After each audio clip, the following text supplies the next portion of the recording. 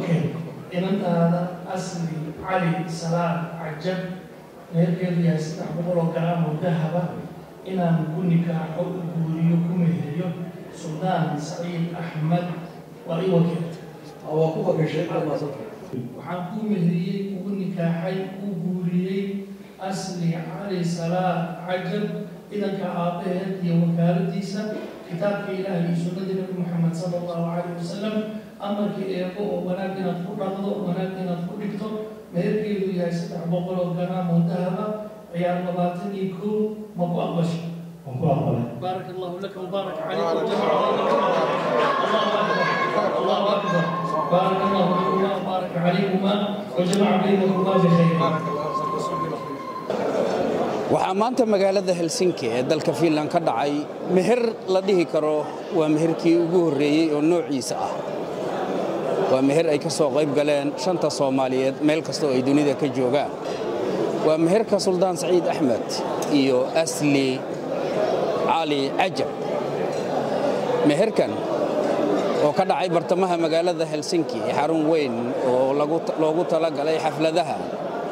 ayaa waxa ka soo qayb galay guud ahaan bulshada Soomaaliyeed ee ku dhaqan dalkan Finland waxa kale madasha meherka ka soo qayb galay marti sharaf ka kala timid dunida dacaladeeda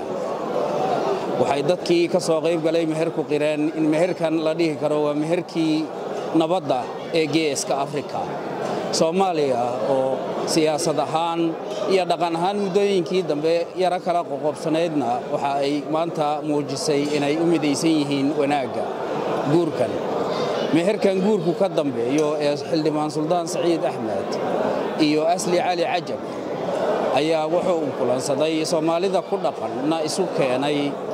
laga soo bilaabo bari galbeed koonfur waqooyiga dhow kan fog Djibouti ilaa iyo dhulka Soomaalidu degtay ee Kenya NFD loo yaqaan waxa maanta la muujiyay farxad rayn barwaaqo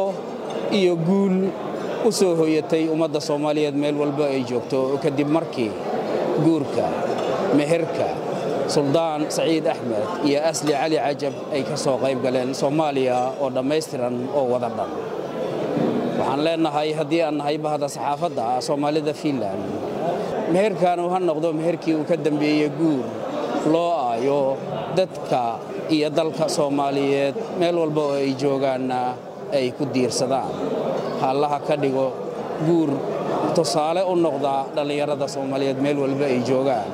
wax badanna ka bedela dhaqankii Soomaalida ee kala qaybsanaanta ahaa oo muujiya sida ay Soomaalidu isu jeceshahay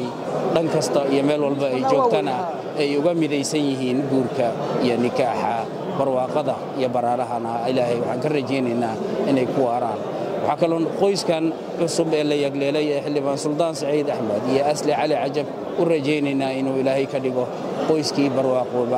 barwaaqo nabad iyo naruuro iyo mustaqbal wanaagsan dunida ku hela aakhirana Ilaahay uu ka dhigo kuwii amal wanaagsan ku taga